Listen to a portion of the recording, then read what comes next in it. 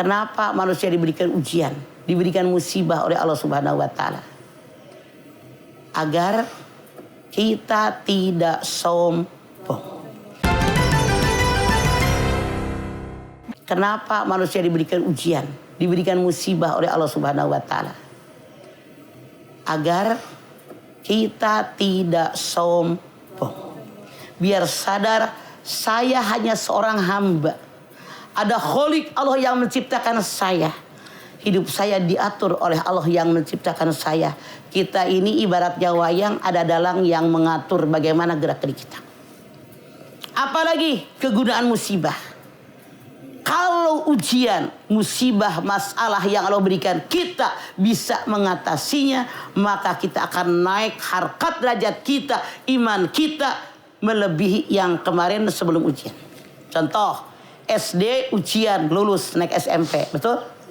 SMP ujian lagi lulus naik SMA. Ujian lagi lulus naik S1. Ujian lulus naik S2. Ibu sudah S berapa sekarang? S-teler. S-teler, S-nya hilang tinggal pada teler. Dan yang Anda jangan lupa ujian yang Allah berikan sesuai kadar kemampuan kita. Buktinya la yukallifullahu nafsan illa wus'aha. Modalnya apa? Takwa. Wa may yattaqillaha yaj'al lahu makhrajan. Siapa yang takwa kepada Allah seberat apapun musibah, jalan keluarnya ada.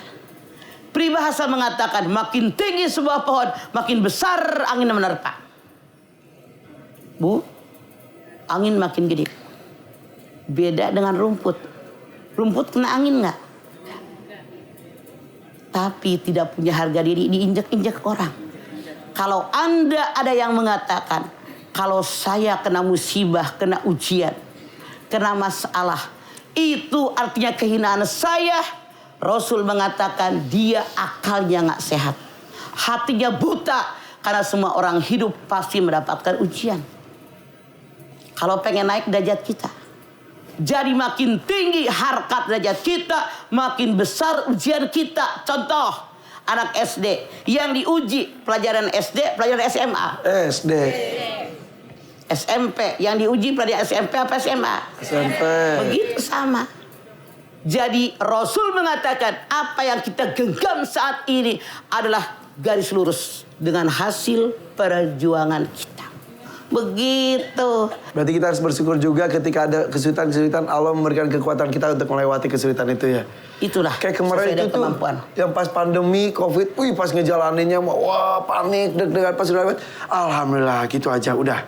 Kita harus waspada lagi selanjutnya gitu Maya. Ambil pelajarannya apapun itu. Hikmah namanya. Ambil hikmahnya. Oke, ayo. Udah pada diem. Ngantuk. Tunutan. Yuk, itu kita kalau nih. orang Padang namanya malalo. Malalo, betul. Kajo indah, sekolah indah, lalo bakal panjangan. Itu tidur.